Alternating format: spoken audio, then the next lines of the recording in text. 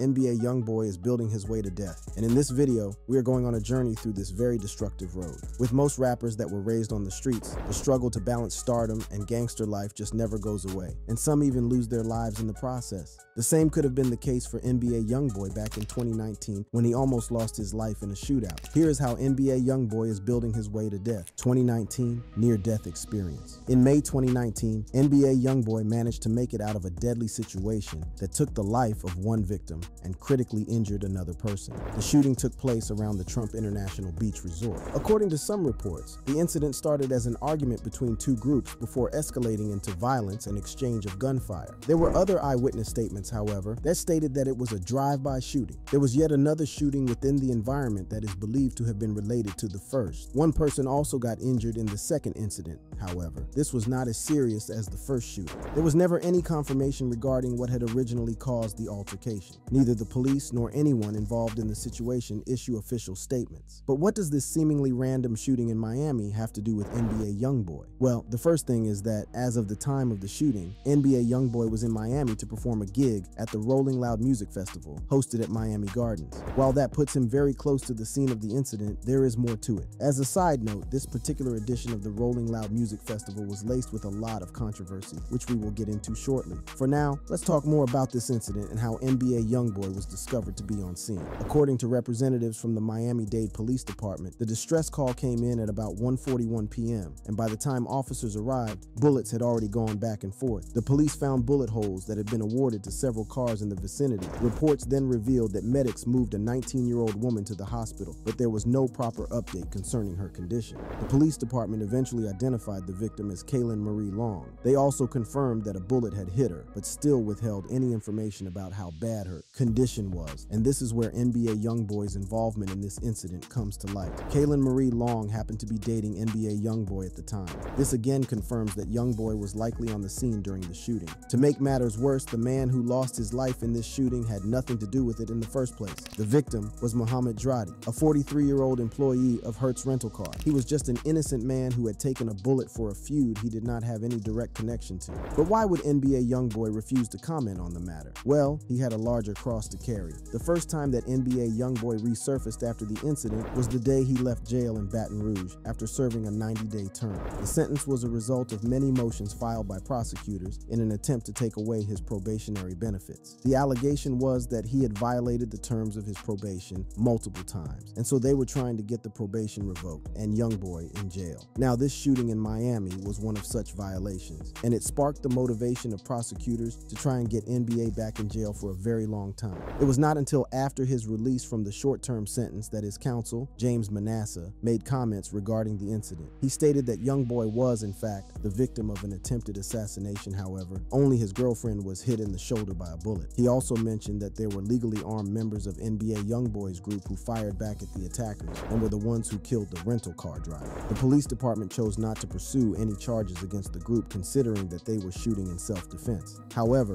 prosecutors considered Youngboy's involvement as a major violation of his probation. The violations highlighted by prosecutors included the use of social media, possession of a firearm, and association with certain persons. In fact, the judge began to consider revoking the probation and sending NBA Youngboy to prison for 10 years. And while it did not go that far, this is merely the tip of the iceberg when it comes to the legal challenges that NBA Youngboy has faced over the course of his career. We have more of NBA Youngboy's numerous legal troubles lined up later in the video, and you'll not believe just how bad it gets for this rapper. For now, let us get back to this 2019 incident. There was quite a dark cloud of events hovering around the Rolling Loud Music Festival. Before the reports of the shooting outside Trump International Beach Resort, famed rapper Kodak Black was picked up by U.S. Marshals for charges of illegal weapons possession. Furthermore, Lil Wayne also had an issue with security personnel after trying to avoid getting searched. He even went as far as choosing to not perform as a result of the incident. A few hours after these two incidents, authorities were alerted about the shots going off outside of the Trump building. Now, this is not the only incident involving someone very close to NBA Youngboy getting shot. In 2020, Youngboy's brother NBA Big B was also involved in a shooting that took one person's life.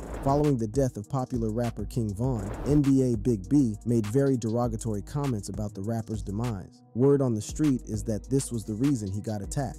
The joke's on you, this now you getting wrapped down. Yeah. quite sinister to have such a wide grin on your face when referring to someone's death, but that's just how it goes on the streets. Regardless of the disturbing reaction, revenge is also a major part of living on the streets, and NBA Big B did not escape it. In November 2020, officers in Baton Rouge found two men at a gas station on the Airline Highway. The reports state that one of the two men was declared dead right on the scene, but the other, reportedly Big B, survived. He was immediately transported to a hospital for treatment. Thankfully, he was stable but suffered an injury to the leg. A statement from the police department claimed that the duo were initially shot at another location, but were able to get themselves to the racetrack where they were found. They also believe that the suspect responsible for the shooting was already dead. With that being said, it is obvious that there seems to be a constant threat on NBA Youngboy's life, or at least the people close to him. But how did all of this happen? For a better understanding, we will have to travel back in time to the childhood that created the NBA Youngboy we know now. Unpleasant childhood.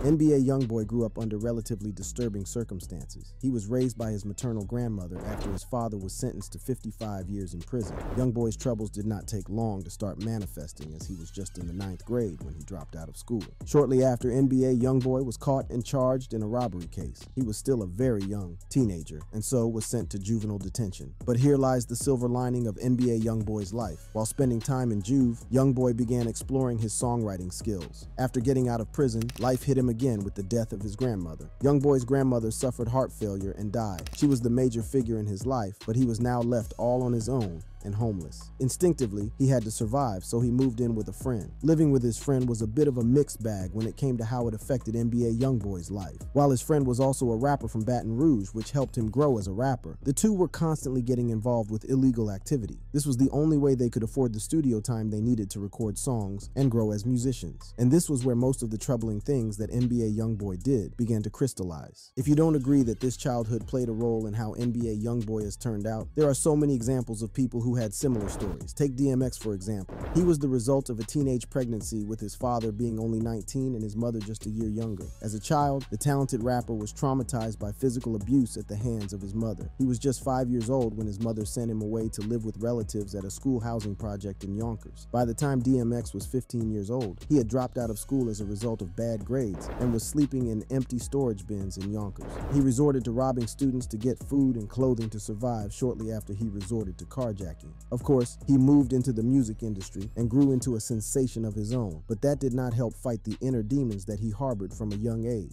Apart from the fact that he filed for bankruptcy 3 times, he went to jail at least 30 times for a wide range of offenses. Everything from illegal possessions of a firearm to robbery, assault, carjacking, animal cruelty, driving under the influence, and the classic drug possession. And how did his story end? The rapper had already gotten hooked on cocaine from as young as 14 years old. He was tricked into his first taste, and there was no going back from it. Despite attempts to break free of the bondage via rehabilitation, there was no saving him. An hour to midnight on the 2nd of April, 2021, DMX was carted to a hospital after suffering a severe heart attack that left his life hanging in the balance. 7 days after the original attack, his essential organs started shutting down, from his liver to the lungs and the kidney. Not long after, he passed away. Months later, the medical examiner revealed that the cause of death was a cocaine-induced heart attack, but that is a self-inflicted death. What about others who died on the streets that raised them? A prominent member of this category would be King Von. Von was born into a pretty complicated situation with 6 half-siblings by his father and another through his mother. Von did not have a solid father figure in his life, since his father spent most of his early years in prison. Making it all the more sad, Von's father was shot dead when Von was just 11 years old. With so much drama already surrounding his life, Von was 16 years old when he was first sent to Juve for an armed robbery case. Like most people, getting into such situations usually acts as an awakening. Von used this period to secure a GED and even attempted college after getting out. After having several close shaves with extremely long sentences and even death itself, King Von lost his life in 2020. Von and his gang crossed paths with Quando Rando's group in Atlanta, Georgia, just outside the Monaco Hookah Lounge. Customary to such heated conversations, it did not take long for it to descend into utter chaos, and the Glocks were pulled out. Both groups fired back and forth at each other, and Von took several bullets in the process. He was rushed to a hospital in an already dire dire condition, and he was eventually pronounced dead some hours later at the youthful age of 26. A bonus addition to the list of rappers who did not have the most blissful start to life became extremely famous, and still died a sad death would be XXXTentacion. The rapper was raised in South Florida. He spent most of his formative years in Pompano Beach and in Lauderhill. Living with his mother was tough since she found it extremely difficult to keep up with taking care of him, but he spent a lot of time with his grandmother. As for his father, on the other hand, X's father was reportedly physically abusive to him, but was later slammed with a 9-year sentence on RICO charges. He was deported after his release. Violent tendencies were already a part of his DNA, even as a child. He mentioned in a No Jumper podcast that he stabbed a man who was getting physical with his mother at the age of 6. I stabbed my first, basically tried to put his hands on my mom type. And you were how young? I was like 6. Six. And you stabbed him with what? I bit his flesh out and grabbed the glass shard and poked him with it. He also got thrown out of middle school for fighting. With such a chaotic setup in his formative years, X's life continued to be lined with several cases of controversy and arrests, at least until it met a very violent end. On the 18th of June 2018, X had just left a Riva Motorsports motorcycle and Amp Marine Superstore in Florida. As he was about to pull out of the parking lot, he was stopped in his tracks by a black SUV that blocked the exit. Armed men hopped out of the vehicle and walked towards him in the driver's seat. There was a short tussle between the men, after which they grabbed a small LV bag carrying about $50,000 and left Tentacion with multiple gunshot wounds. The attackers got away in their vehicle, and Tentacion was taken by paramedics to a hospital and pronounced dead. While 2 men were later arrested and convicted for the murder, there was never any official statement regarding the motive of the killing, just another bright light that barely shone to the fullest before going out. But all that brings us back to the reality of what NBA Youngboy may just be setting himself up for. Like most of the aforementioned rappers who have now lost their lives, Youngboy has barely been able to stay out of trouble after experiencing the rough upbringing that he had. History of illegal activity. As I have been alluding to since the start of this video, NBA Youngboy has had a major struggle with staying out of legal issues even as a now successful rapper. And just like the stories I just highlighted, this sort of behavior just does nothing but get such a bright act closer and closer to his demise. If you think that all this is an exaggeration, then fasten your seatbelt because you are in for a ride. Just to show how far back Youngboy's problems go, in November of 2016, U.S. Marshals picked up NBA Youngboy in Austin, Texas on charges of 2 counts of attempted first-degree murder. The case goes all the way back to when he was living in Louisiana. The police report states that Youngboy had sporadically started shooting at a group of people at South Baton Rouge Street. He was moved out to Louisiana and kept in jail on a $200,000 bond. He later confessed to being involved in the shooting that took place in November 2016. He testified that he had let out a number of gunshots during the drive-by shooting. He also pleaded guilty to 1 count of aggravated assault with a firearm,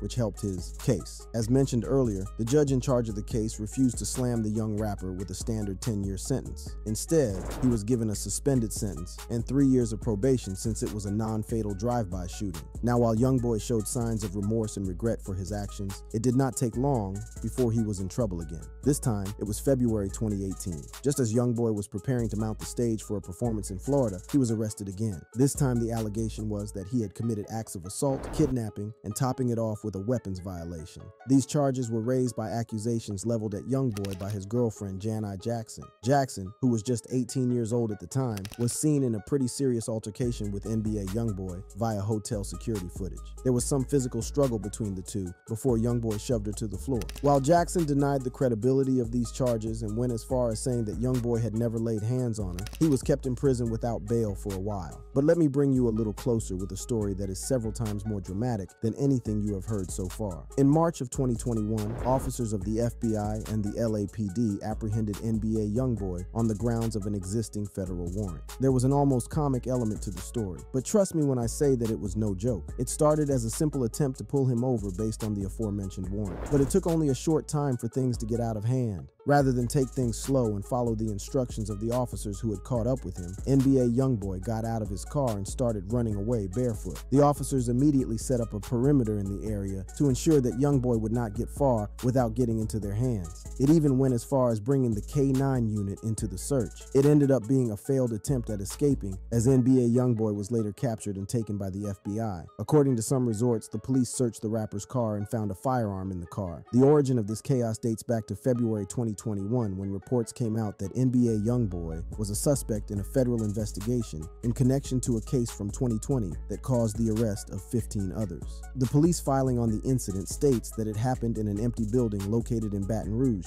Chippewa Street to be precise. The file records that NBA Youngboy had been shooting a music video at the location. Someone had alerted the police that there were armed men flaunting weapons in the area. In response to the call, the Baton Rouge Police Department managed to scramble a search warrant for 3 of the vehicles that were at the scene. The report claims that there were 7 cars on the scene, but what was found in the 3 cars was more than enough. Following the search, officers found 3 grams of marijuana and a dose of hydrocodone in a clear bag. This level of evidence got them approval signed by a judge to search the other 4 cars found on site, and this was nothing short of amazing. The other cars were carrying more marijuana, Xanax, a bunch of digital scales, handguns, rifles, and an AK-47. Further investigation revealed 7 other illegally owned weapons tossed into a patch of grass close to the scene. One of the said firearms was a gun that had been stolen from Texas. The police report on this incident went as far as detailing that the drugs that were seized seemed to be prepared for dispatch, and a lot of the people on set were carrying huge wads of cash. In fact, Youngboy alone had upwards of $47,000 on him at the time of the arrest. In the end, all 16 persons at the scene were arrested on the grounds of drug and gun possession. An important part of this report is that the arrested suspects were also street gang members. Police perceived that there was a mix of members from the Never Broke Again gang and the Bottom Boy Gorillas gang. Now, before we continue with the progress of this story, it is worth noting that NBA Youngboy still had 1 case on his neck. He was under investigation for assaulting a man in the garage of a studio in Texas. The allegation in this case was that the man was scheduled to work with NBA Youngboy, however, after a strange restriction that did not allow him to come in with his girlfriend, Youngboy and his gang attacked the man. They put a bag over his hand and started kicking and punching him. There were a bunch of other disturbing details to this story, including getting pistol whipped by members of the crew and also citing a body bag in the room after opening his eyes that the crew members said was there for him. A pretty weird part of the story is that Youngboy called his manager over FaceTime to mention that he had the man. His manager disapproved of the act and asked him to release the man. Youngboy's manager had to point out to him that he was already in the thick of it with other legal tussles. But this is where things start to get pretty scary. Remember the shooting from 2019 outside the Trump building? Well, this is the event that may just put the nail in the coffin for NBA Youngboy. A judge later agreed that the incident was a clear violation of the conditions of the probation granted to him. With that being said, in December 2019, a judge canceled his probation on 2 counts of attempted murder. While that sentence still lingers over his head, he also had the FBI case that may send him away for a long time. After getting captured by the FBI with a gun in his car, he bagged fresh charges for being a felon with a firearm. There was also a second charge for carrying a gun that was not registered to him. Following his capture after the incident with the FBI, he was originally kept at the St. Martin Parish Correction Center in Louisiana. After spending 6 months there, he was released 26th of October and is serving time under house arrest in Utah as he awaits a trial. His current house arrest requires him to employ the services of a private security team made up of former members of the military. He will also need to have a GPS tracking device attached to him at all times. The release cost him about $500,000 in cash deposit, or at least on property that was valued at around $1.5 million. There is good news though, and NBA Youngboy can thank his lawyers for that. While he was facing a possible 10 years in jail for the charges lined up against him, NBA Youngboy was found not guilty. The prosecutors were unable to prove that he knew the gun was inside the car and that he knowingly had it on his person. Youngboy's counsel maintained that their client was unaware of the presence of the gun in the car. Regarding his failed attempt to escape the FBI at the time of his arrest, his lawyers claimed that he did not know about the outstanding warrant from the previous case. He only started running because he felt intimidated by the level of firepower that was present. Despite attempts to link NBA Youngboy to the weapon found in the vehicle, there was no hard evidence in the form of fingerprint or DNA that directly connected NBA Youngboy to the weapon. It is pretty easy to see how this was a narrow escape for NBA Youngboy, but there is a major potential for disaster if the young rapper continues to surround his life and times with all of this legal chaos. All it takes is one slip here, and a track not properly covered there to send the blossoming rapper away for longer than he may be able to live with. But even if illegal activities don't nail him, there is one more side to the story that makes things even more life-threatening for NBA Youngboy. Beyond surrounding himself with legal commotion, NBA Youngboy has more beef in the industry than a local market on a hot Saturday afternoon. Beef with other rappers. When it comes to beef and rappers, it is difficult to separate one from the other, but it seems to be more of a hobby for NBA Youngboy. This guy takes it to a whole new level by beefing with anyone he deems an op, regardless of their status in the industry. A popular one that you may have heard of is Kodak Black. What you may not know is that these two rappers used to be friends and have collab projects. Now, there are different stories about who took the first shot between the two talented rappers. Some believe that NBA Youngboy started it by throwing coded jabs at Kodak Black on social media while he was doing a stint for a weapons charge. This triggered a heated back and forth between the two rappers that was so big, it garnered a lot of attention from fans and media outlets. While it is believed that they have now squashed this beef, there are many other top names on NBA Youngboy's op list that will shock you. Tekashi 6ix9ine is one of the names on this list as well. Their feud was very public, as they were constantly going at each other on social media for years. Youngboy made very bold accusations that Tekashi had been a snitch on an unknown case, and fighting fire with fire, Tekashi also dragged NBA Youngboy for talking to the authorities during the investigation of a murder case. While they have never gotten physical, the conversations were not friendly at all. But moving on to even bigger fish, there is one major beef that managed to create such a domino effect that it created a massive wall between NBA Youngboy and almost half the music industry. The beef between Lil Durk